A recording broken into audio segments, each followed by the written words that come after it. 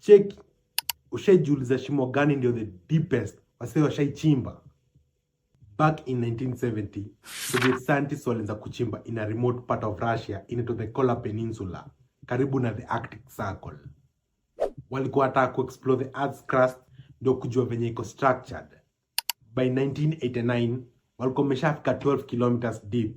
Hiyo ni kama height ya Burj Khalifa 14 zikiwa stacked on top of each other. According to BBC, walipata mawe za over 2.7 billion years old, fossils za microscopic life, na maji iko trapped underground, place maji haifai kukua. Waliacha kudrill in 1992 cause temperature na pressure ilizidi sana hadi equipment zao zikaanza kumelt. The Kola Super Deep Borehole ilienda hadi 12.26 kilometers deep, but hiyo ilikuwa only 0.2% ya earth walichimba. Walikuwa barely wameguza the surface. Nipe like na follow niko nikikuchanua daily.